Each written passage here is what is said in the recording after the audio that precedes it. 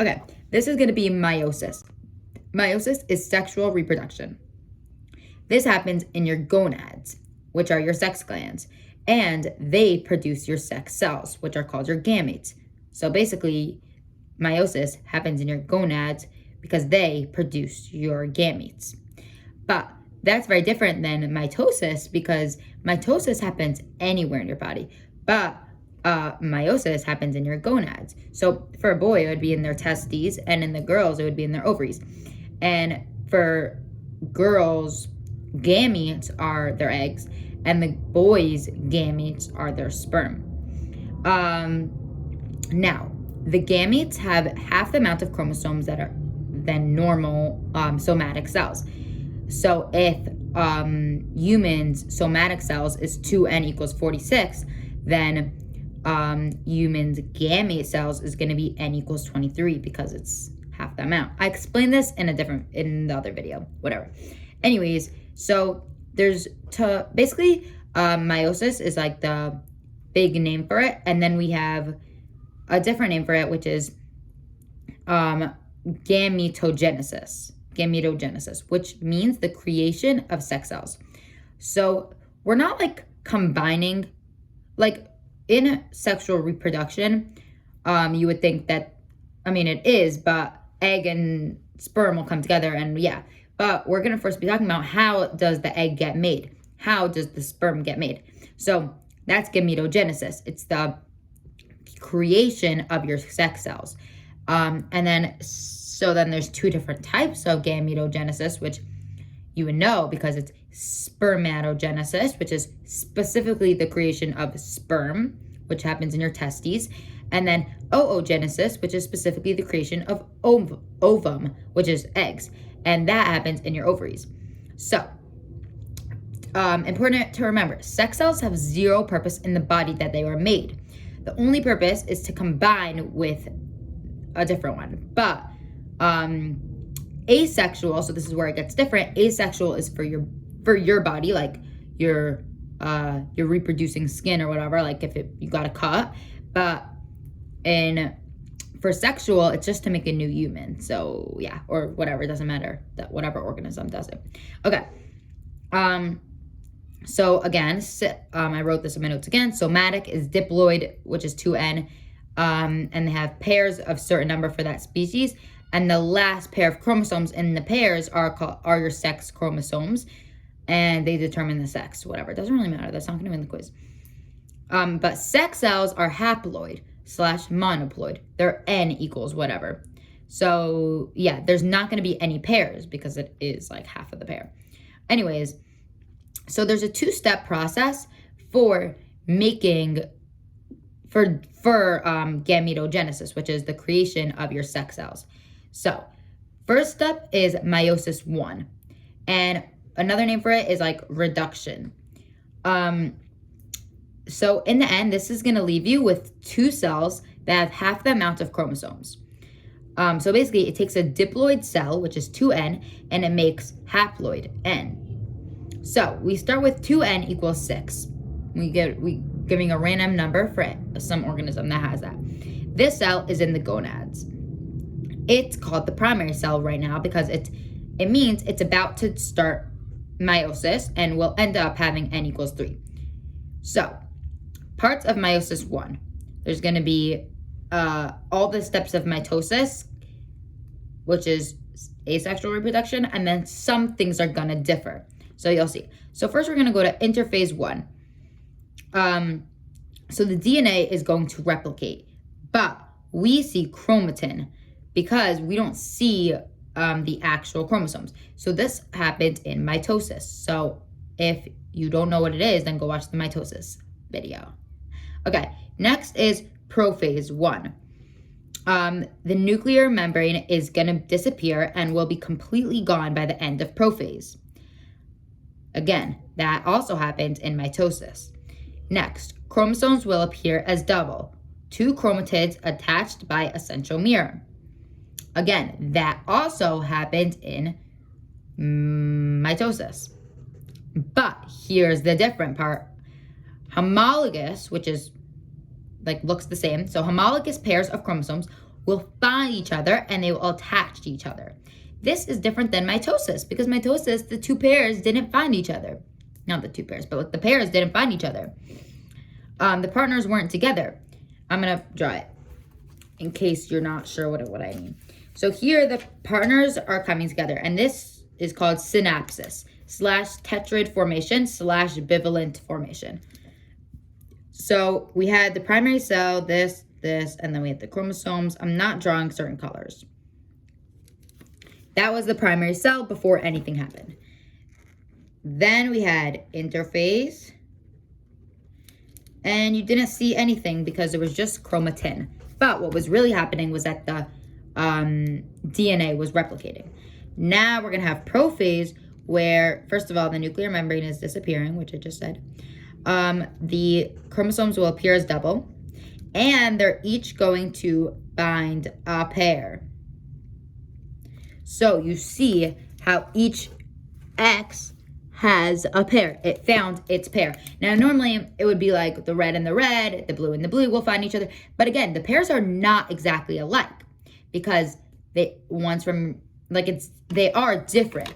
But let's say we have on each chromosome, each chromatid is exactly alike. So like, let me show you. So hard to show. This is going to be identical to this. Like, this is going to be identical to this, but this is not identical to that. Whatever. Anyways, yeah. Okay. Next, what will happen is like also going to be different than mitosis. Crossing over is going to happen. This is random. It doesn't happen to all the chromosomes. It's whichever. Sometimes it happens, sometimes it doesn't. Sometimes it happens to all the chromosomes, sometimes it happens to none of the chromosomes. It's random. What's going to happen? Pairs of chromosomes that carry the same type of information, let's say like the two blue pairs will carry eye color, but different. Like one's going to say green eyes and one's going to say blue eyes. So the spot, which is called a locus on the chromosome that carries the same type of information as the other chromosome, they are alleles. So let me draw this in big for you. So here we have, I don't know why I drew it in red. Anyways, I should have drawn red and black. I'm going to go over it. So pretend that they're not really meant to be like red and black. They're meant to be like light pink and dark pink, because they're like supposed to be like homologous pairs, meaning they look alike, but they have to be a little bit different. So pretend that they're like a little bit alike and a little bit different. You know what I'm saying? Okay. Anyways, so let's say we would take this spot on this chromosome and this spot on this chromosome. This spot on this chromosome says blue eyes, and this spot on this chromosome says green eyes. Now, both of these spots carry eye color, but they're different, right? Because this is blue eyes and this is green eyes. Now, crossing over is when the spots, which are called alleles, they are alleles to each other, will swap. They will cross over. And I'm going to show you what that looks like. Okay, I didn't really have a lot of room left, so don't mind that they're like smaller than they looked before. But anyways, see how this spot from here they crossed over. You know what I'm saying? Now there's a little red and so now the blue eyes on the other one and the green eyes on the other one. Anyways, so yeah, that is going to happen. And it doesn't happen to all of them. Again, it's just random alleles will cross over to other random alleles. But this is not going to cross over to here because it needs to cross over this spot where it has the same type of information. Blue eyes are not going to cross over with red hair. It needs to cross over with the same type of information. Anyways, whoa, it's a really long video so far, and I'm not very far. Anyways, next is going to be metaphase 1. What happens in a metaphase 1? Homologous pairs, which are the pairs, or if you want to look here, the pairs, will line up down the metaphase plate. So this is similar to mitosis because in mitosis, just the chromosomes were lined up. Like, I'm going to draw how it is in meiosis, and then we'll compare it to mitosis.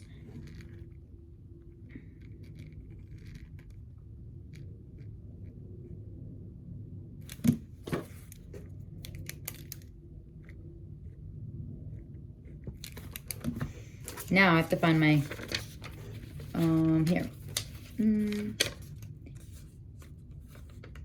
Where's the one where they lined up? Down the middle.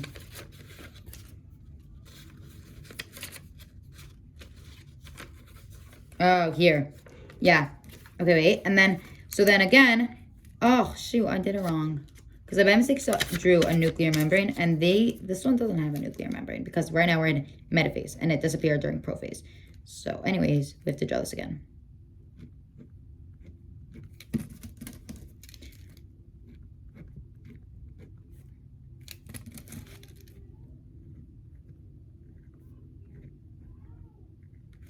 Okay, here we go. So in meiosis, the pairs, ew, my finger.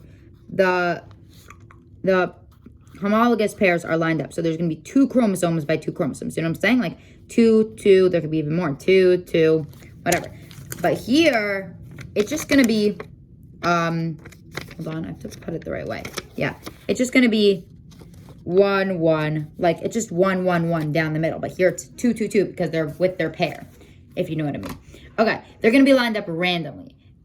Next, what happens in metaphase is each chromosome will be attached to the centriole by spindle fibers, which I already drew. Now, this is different than mitosis because in mitosis, right now, centromeres will replicate. But here, they don't replicate here. What's going to happen? Now we're going to go to anaphase 1. Spindle fibers will shorten, pulling the homologous pairs apart. In mitosis, the chromatids separated, but here, not. We don't. It now just so again, I'm going to compare it. I'm going to find my thing where I drew it. Here. No, actually not. What? Where did I draw it? Oh, here. In mitosis, this happened, where the chromatids, well, now there were chromosomes because the centromeres replicated, but each of these pulled apart. That doesn't happen here. In meiosis, they're going to be like,